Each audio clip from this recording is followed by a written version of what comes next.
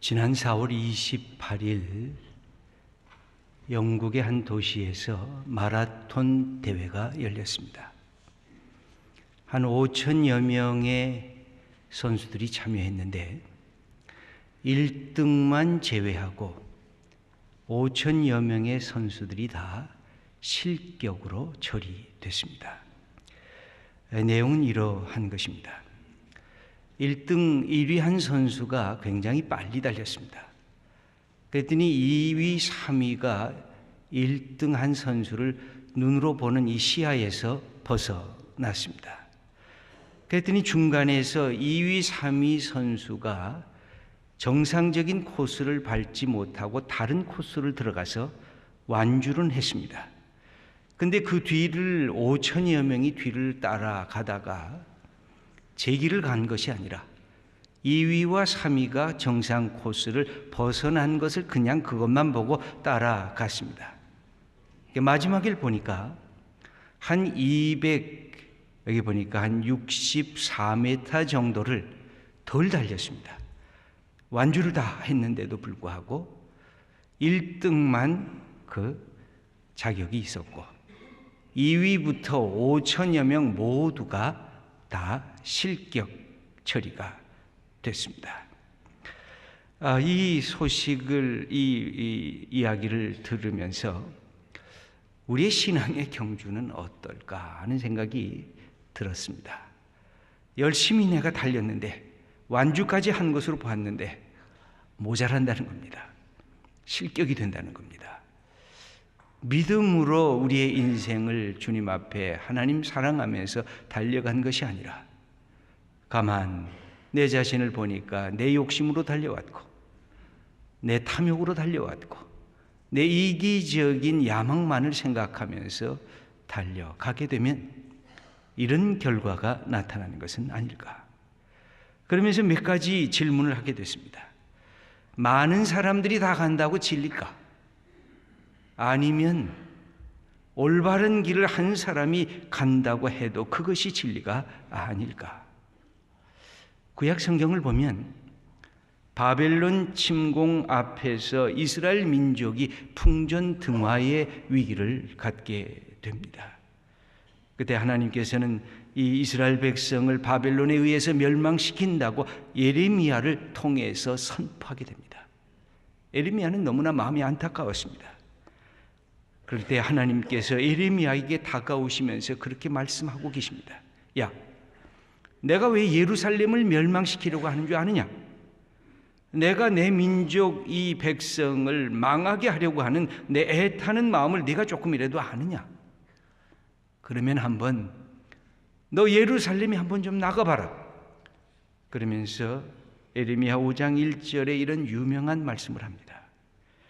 너희는 예루살렘 거리로 빨리 다니며 그 넓은 거리에서 찾아보고 알라. 너희가 만일 정의를 행하며 진리를 구하는 자를 한 사람이라도 찾으면 내가 이 성읍을 용서하리라.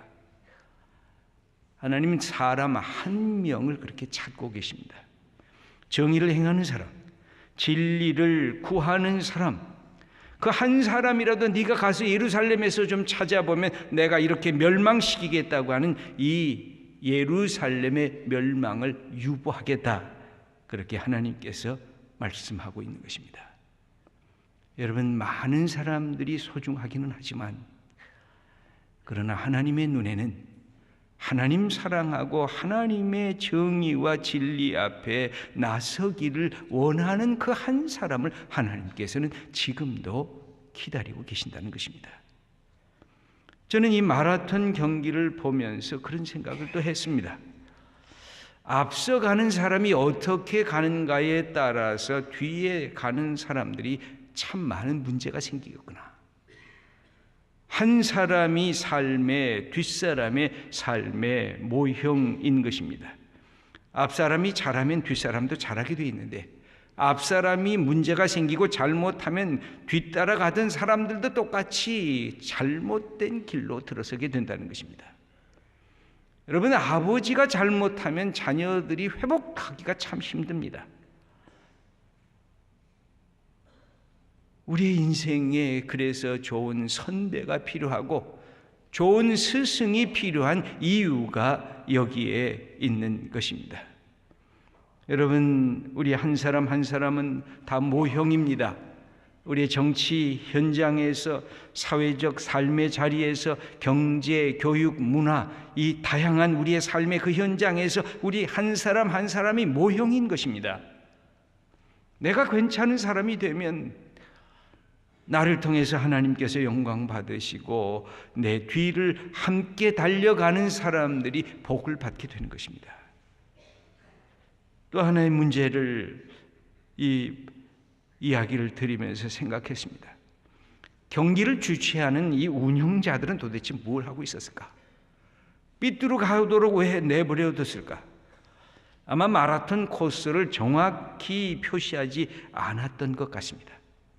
그래서 주최 측은 이렇게 5천여 명을 실격하고 나서는 우리가 잘못했다고 과실을 인정하고 사과를 했습니다만, 결과는 그렇게 열심히 마라톤을 40여 킬로를 뛴 그 사람들 5천여 명을 다 실격 처리해버리고 만 것입니다.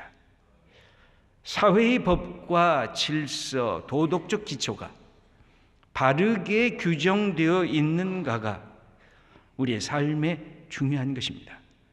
자유민주주의 국가가 도대체 뭡니까? 그것은 법치 국가입니다. 권력자도 법 앞에 평등하고 힘없는 사람도 법 앞에 평등한 것이 이 민주주의 국가, 자유로운 이 우리가 살고 있는 이 국가의 형태이어야 하는 것입니다. 그런데 이것이 잘못되면 법이 힘있고 세상에 능력 있는 자에게는 위축이 되고 그냥 연약하고 가난한 자에게는 서슬이 시퍼란 그 법치가 되면 그 공동체와 그 사회는 문제가 생기고 있다고 하는 증거입니다. 정의가 뭘까요? 성경적으로 정의롭지 않은 것에 대해서 이렇게 말하고 있습니다. 정의로우신 하나님을 바르게 예배드리지 않으면 그것이 부정의한 것입니다. 거짓 우상을 섬기는 것, 정의와 공의를 무너뜨리는 행위입니다. 그래서 하나님을 바르게 예배드리지 않고 거짓된 우상에 내 삶을 거기에다가 쏟아붓게 되면 가장 먼저 생기는 현상이 있습니다. 뭘까요? 사회적인 약자들, 힘들게 살아가는 작은 자들에 대해서 관심과 사랑이 결여되고 있다는 것입니다. 배려심이 사라지고 있다는 것입니다. 이것이 불의한 사회라고 오늘 미가서는 우리들에게 가르치고 있습니다. 그는 주전 8세기에서 이사야와 같이 예언했던 그런 인물이었습니다. 그런데 누구를 향해서 하나님의 심판을 먼저 선언하냐면 왕실의 권력자들, 우상을 섬기면서 거짓 예배를 드리는 것으로 만족했습니다. 법을 다스리고 있는 재판관들, 뇌물을 받고 힘없는 자들에게 억울한 재판을 행했습니다. 부자들과 권력이 있는 사람들이 가난한 자들과 힘없는 자들의 재산을 빼앗고 불의를 행하는 것을 통렬하게 지적을 합니다. 더 크게 지적을 하는 것은 종교 지도자들입니다. 제사장들과 선지자들이 거짓말로 예언하고 백성을 잘못 인도하고 있는 이런 종교 지도자들, 영적 지도자들에게 화 있을진저 그렇게 선포하고 있습니다. 힘 있는 자들이 정의를 행하지 않고 정의를 미워하고 정직한 것을 굽게 만든다는 것을 이야기하면서 이렇게 그들을 향해서 질문을 하는 것입니다. 미가서 3장 1절을 보면 이런 말씀이 있습니다. 내가 또 이르노니 야곱의 우두머리들과 이스라엘 족속의 통치자들아 들으라. 정의를 아는 것이 너희의 본분이 아니냐. 통치자들아, 힘 있는 자들아, 뭔가 가졌다고 하는 자들아, 정의를 아는 것이 그 하나님께서 너희에게 주신 직분이 아니냐. 어떻게 힘이 있다고 하면서 정의를 다 빼먹었느냐. 하나님은 이스라엘 백성들을 보면서 아예 하나님이 하나님 앞에서 이스라엘 백성을 고발합니다. 도대체 이 백성 뭐냐? 그러면서 내 백성아 하고 부르시면서 미가서 6장 3절을 보면 내가 무엇을 내게 행하였으며 무슨 일로 너를 괴롭게 하였느냐? 너는 내게 증언하라. 여기 보면 내가 도대체 너에게 뭘 잘못한 게 있더냐? 그러면서 이스라엘 백성을 하나님이 직접 고발을 하십니다. 그랬더니 이스라엘 백성들이 이제 야단이 났습니다. 하나님께서 자기들을 징계하시고 고발을 하십니다. 그랬더니 하나님 앞에 어떻게 나아갈까 마음속에 염려가 돼서 오늘 말씀으로부터 시작이 됩니다. 6장 6절 이스라엘 백성들의 천박한 그 모습인데 그들의 생각이 무엇이었느냐? 우리 함께 읽어보겠습니다. 내가 무엇을 가지고 여호와 앞에 나아가며 높으신 하나님께 경배할까? 내가 번제물로 1년 된 송아지를 가지고 그 앞에 나아갈까? 여호와께서 천천의 수량이나 만만의 강물 같은 기름을 기뻐하실까? 내 허물을 위하여 내 맏아들을 내 영혼의 죄로 말미암아 내 몸의 열매를 드릴까? 굉장한 얘기를 하긴 합니다. 하나님 앞에 어떻게 나가서 경배할까? 번제물 1년 된 최고의 송아지를 갖고 나갈까? 천천의 수량을 갖고 만만의 이 강물 같은 기름으로 하나님 앞에 드릴까? 아니면 내 제일 사랑하는 내 맏아들을 아브라함처럼 내가 하나님께 갖다가 드릴까? 무엇으로 드릴까 하면서 하는데 그것은 하나님이 기뻐하시는 것이 아닙니다. 하나님은 제물을 드리면 만족하는 그런 하나님이 아닙니다. 하나님은 그 마음이 하나님의 마음을 품고 있는가를 지켜보신다고 말씀하고 있는 것입니다. 하나님은 제사를 원하는 것이 아니라 우리의 진정성으로 하나님 앞에 예배를 드리며 하나님의 마음으로 이 세상에서 공의를 행하고 정의를 행하는 것을 우리들에게 지켜보신다고 가르치고 계십니다. 여러분, 하나님이 원하시는 게 뭘까요? 그것은 정의를 행하고 사랑을 가슴에 품고 겸손히 하나님과 동행하는 것임을 우리들에게 가르칩니다. 하나님이 원하시는 것, 여러분 하나님이 원하시는 것을 오늘도 사모하면서 주님 앞에 나오지 않으셨습니까? 그러면 한번 우리가 미가서 6장 8절을 함께 읽어보겠습니다. 사람아, 주께서 선한 것이 무엇임을 네게 보이셨나니 여호와께서 네게 구하시는 것은 오직 정의를 행하며 인자를 사랑하며 겸손하게 네 하나님과 함께 행하는 것이 아니냐. 하나님께서 선한 것을 우리에게 보이셨다고 가르치고 계십니다. 그것은 다른 것이 아니라 오직 정의를 행하며 하나님께 바른 예배를 드리며 여기에 인자를 사랑하며, 인자라는 것은 사람이 아니라 인자함, 구약에서 자주 나오는 자비로움, 헤세드라고 하는 이 히브리어는 언약적인 사랑, 하나님이 이스라엘 백성과 언약을 맺고 이스라엘 백성을 끊임없이 사랑하는 그 사랑, 그 인자함을 사랑하며 겸손하게 네 하나님과 동행하는 것이 아니냐. 하나님과 함께 오직 정의를 행하며 하나님과 함께 인자함을 사랑하며 하나님과 함께 겸손하게 하나님의 뜻에 순종하는 것, 그것이 하나님이 기뻐하시는 것이 너희들이 제물만 갖다 바치고 하나님 잘 잡수세요 하고 내동댕이 치고 네 마음과 네 행위는 하나님의 뜻과 다르면 그것을 어찌 하나님께서 내가 올바른 예배를 드린다고 볼 수가 있겠느냐 하고 질문하고 있는 것입니다. 여러분, 우리의 예배는 어떻습니까? 여러분, 우리가 하나님의 사람으로 세상에서 살아갈 때 우리의 모습은 어떻습니까? 우리가 정의를 행하며 하나님의 인자하심을 사랑하며 하나님과 함께 겸손하게 우리의 삶을 살아가고 있는 것일까요? 저는 하나님을 믿고 알게 된 후에 하나님이 너무 멋있었습니다. 인간적으로 그랬습니다. 하나님이 너무 좋아하십니다. 하나님께서 창조주시라는 말씀을 들었고 다시 내가 모든 것을 보았더니 하나님이 만드신 멋진 이 우주구나. 멋진 하늘이구나. 저 태양, 저 달, 저 별들이 하나님께서 만드신 것이구나. 봄에 피는 그 꽃, 여름에 그 싱싱한 그 모습, 나무들을 보면서 하나님께서 주신 것이구나. 저 바다와 저 강과 저 산을 보면서 하나님 감사합니다. 내게 이 아름다운 것을 선물로 주셨군요 하고 그렇게 감사하게 됐습니다.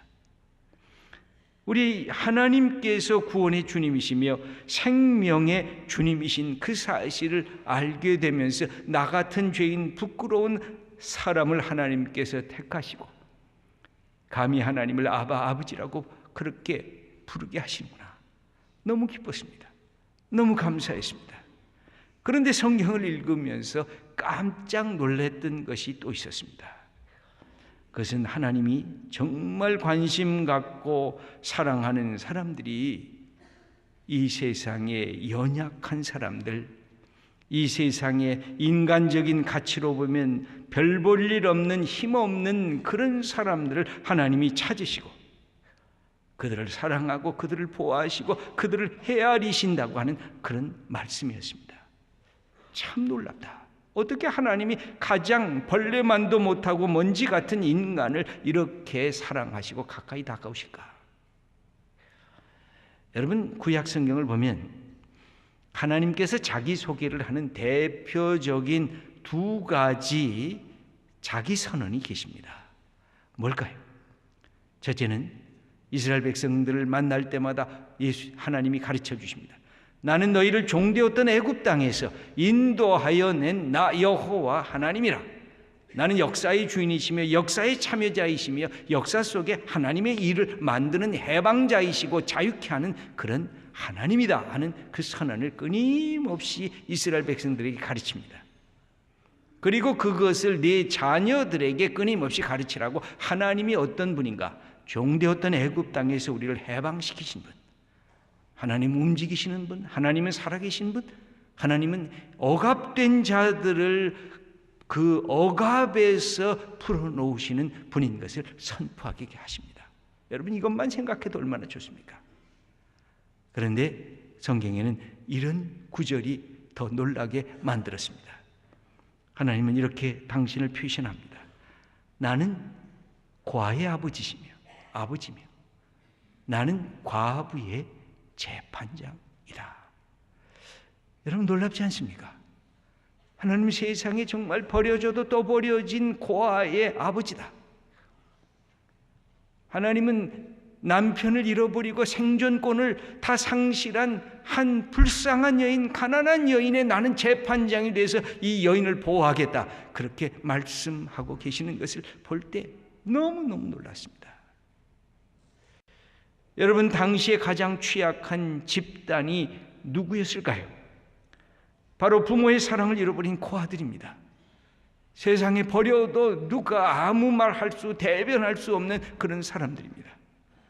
과부입니다. 사랑하는 남편을 잃음으로 자기의 삶의 모든 터전을 잃어버리고, 그래서 성경은 과부를 표현할 때마다 앞에 수식어가 한 가지 딱 들어갔습니다. 가난한 과부. 그냥 과부도 아니에요. 가난한 과부예요. 그런데 하나님께서 이들의 보호자가 되시고 이들의 아버지가 되시고 이들을 위해서 재판하시겠다고 그렇게 선언하고 계십니다. 여러분, 민족과 나라를 보면서 백성에 대해서 세상의 군주와 권력자들은 어떤 생각을 품었을까요? 우린 스파르타 교육의 강점 때문에 우리는 강하게 키우는 것, 튼튼하게 키우는 것을 생각하고 있습니다. 그런데 이게 무슨 문제가 발생할까요? 연약한 사람들은 약자여 패배자라고 우리는 너무 빨리 그렇게 생각을 합니다. 그래서 내 아들 내 딸이 약자가 되는 것, 패배자가 되는 것을 감당할 수 없어서 그냥 모든 것을 자녀들에게 쏟아붓는 이유도 거기에 있습니다. 스파르타 교육이 뭘까요? 태어났을 때부터 허약해 보이는 것, 불구처럼 보이는 갓난 아이들은 그냥 가차없이 버렸습니다. 건강한 남자 어린 아이들은 7살이 되면 부모 곁을 떠나서 공동교육소에서 생활을 했습니다. 글 읽기도 했고 음악도 배웠고 그랬지만 제일 중요한 것은 신체 단련이었습니다. 군사훈련이었습니다. 정신력의 강화였습니다. 어떻게 하면 강력한 사람, 강력한 전사가 될 수 있는가? 이것이 목표였습니다. 소녀애들도 국가의 감독하에서 육체 운동을 시켰고 정신교육을 받았는데 건강한 어머니가 돼야 건강한 전사, 훌륭한 전사를 낳을 것이라고 하는 기대 때문에 그렇게 강한 인간만을 향해서 그렇게 갔습니다. 한때 다른 나라를 지배한 적도 있었습니다. 그러나 이 황금 시절은 수십 년이 가지 못했습니다. 역사의 무대 속에 호련히 사라지고 맙니다. 여러 가지가 이유가 있었습니다. 그러나 무자비한 강압정치 체제, 그것은 오랜 평화를 누릴 수가 없었던 것입니다. 여러분, 신명기 10장 17절 말씀을 한번 읽어보겠습니다. 너희의 하나님 여호와는 사람을 외모로 보지 아니하시며 뇌물을 받지 아니하시고 고아와 과부를 위하여 정의를 행하시며 나그네를 사랑하여 그에게 떡과 옷을 주시나니 너희는 나그네를 사랑하라. 전에 너희도 애굽 땅에서 나그네 되었음이니라. 우리 하나님께서 하신 말씀이 누구를 귀하게 여기고 사랑하라고요? 고아와 과부와 나그네, 가장 천한 백성들, 별 볼 일 없이 그냥 흔들리는 자기의 삶에 연명해 나가는 그런 사람들을 위하라는 것입니다. 그게 하나님의 정의라는 것입니다. 그게 하나님께서 이 백성 한 사람 한 사람도 놓치지 않겠다는 것입니다. 있는 자만 내가 잘 높여야겠다, 아니라는 것입니다. 가장 연약한 자, 가장 슬프고 가장 힘들고 가장 외로운 그 한 사람의 인격과 인권도 내가 귀히 여기겠다고 하는 것입니다. 버려진 것 같은 인간의 존엄성을 다시 살립니다. 여러분, 우리가 하나님의 사람으로 하나님의 정의를 이 땅에 실현하려고 할 때 생겨지는 어려움이 뭘까요? 우리 신앙이 너무 개인주의화 된 위험성이 있습니다. 사회로 내 신앙을 확대하지 않습니다. 내 이웃에게 적용하지 않습니다. 그래서 나만 예수 잘 믿으면, 나만 그냥 주님 생각하면서 내가 예배 잘 드리면 된다고 생각하고 사회적인 불의와 사회적인 악에 대해서는 우리가 그냥 입을 닫아 걸 때가 있다는 것입니다. 여러분, 하나님은 한 개인도 사랑하지만 공동체의 악도 하나님께서는 그냥 보아두시지 않는다는 것입니다. 개인주의적 신앙에서 공동체적 신앙으로 우리의 신앙의 이 영역과 지경이 확대되어야 할 것입니다. 또 하나가 있습니다. 정의란 진실을 밝히는 것입니다. 옳은 것과 그른 것을 분별하는 것이고 선한 것과 악한 것을 분별하는 것입니다. 그러나 우리는 너무나 많은 하나님의 은혜라고 하는 명목으로 악이 악이다라고 지적하기도 전에 용서를 하려고 하고 있습니다. 아니, 내게 있는 악도 하나님 앞에 아뢰기도 전에 하나님의 은총을 받으려고 하고 있습니다. 그래서 우리의 모습이 신앙을 가지면서도 뻔뻔스러울 때가 있습니다. 교만할 때가 있습니다. 그것은 내 악과 내 불의에 대해서 철저하게 하나님 앞에서 회개하지 않기 때문에 그렇습니다. 은혜로 그냥 모든 건 무마하자고 얘기하고 있기 때문에 그렇습니다. 또 하나는 뭘까요? 이 사회에는 왜곡된 승리주의가 있습니다. 그래서 뭔가 갖지 못하고 연약하고 힘든 자, 다 약자로 패배자로 우리는 몰아가려고 하고 있습니다. 아니요. 여러분, 그들에게도 귀중한 삶의 기회가 있어야 되는 것입니다. 그들도 우리의 형제요 우리의 자매인 것입니다. 여러분, 레미제라블을 보셨습니까? 형사 자베르는 정의의 사도처럼 그렇게 행동하고 모든 것을 합니다. 굉장히 귀한 사람입니다. 그러나 장발장을 만납니다. 장발장을 통해서 오히려 자기가 구원을 받습니다. 사랑 없는 정의가 얼마나 문제가 있는가를 자기 자신의 삶에서 깨달으면서 그는 자살하게 됩니다. 여러분, 이 정의, 그것은 그냥 모든 것을 난도질하는 것이 아닙니다. 그건 하나님 앞에서 내 모습을 그대로 예배드린 마음으로 서면서 나보다 연약한 것을 감사하는 것입니다. 그러나 거기에는 죄와 죄 아닌 것이 분별되어야 되는 것입니다. 그러면서 하나님의 주신 이 사랑의 축복을 함께 나눌 때 거기에서 우리의 믿음의 사람들을 통해서 이 땅에 하나님의 공의와 하나님의 정의가 세워질 것입니다. 여러분, 우리 주위에 고아와 같은 사람들, 과부와 같은 사람들, 나그네와 같은 사람들이 누구일까요? 한번 되돌아보시면서 우리가 하나님 사랑하는 그 마음으로 우리의 이 잘못된 것들을 우리가 서서히 그것을 쫓아내고 하나님의 의를 이루는 귀한 성도님들 한 분 한 분 다 되시기를 축원합니다.